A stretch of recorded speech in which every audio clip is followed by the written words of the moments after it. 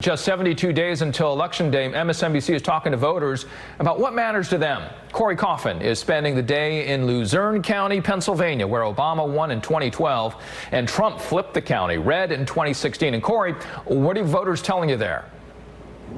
Yeah, Richard, what voters tell me they're caring about most during this particular election, it's not just about jobs in this area anymore. Of course, this is a heavily blue-collar job area. It does rely on those jobs moving forward. But they're also top-of-mind concerns also include coronavirus and racial justice issues.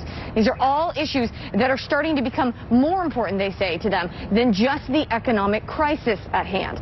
Now, in, of course, 2016, we know that Trump won the state by less than 1 percentage point, flipping it to red from traditionally blue the last 6 elections before that. Here in Luzerne County, though, the spread was much wider. He won by 19 points on the promise of bringing more jobs in. Now, we're here in the city square where we've learned from county leaders that there are more and more buildings becoming vacant, partially due to the economic crisis over the last several months from coronavirus, and also just more buildings over the last 4 years becoming vacant as well.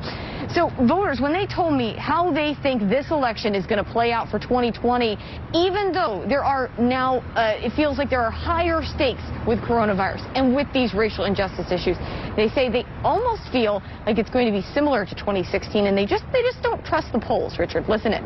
I think Pennsylvania's in a similar spot as 2016. Honestly, I think the possibility is endless.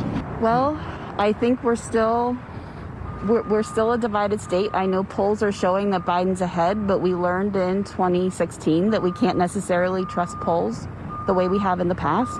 I think Trump is going to become president again. You know, I think he's going to become president again. I think Joe Biden and Kamala Harris, they're putting up a good fight, but I don't think that they're going to win. And, Richard, one of the reasons you hear Ant talk about the fact that he doesn't have faith that the Democratic Party can pull this off in Pennsylvania is because a lot of voters like him just don't have faith in either candidate.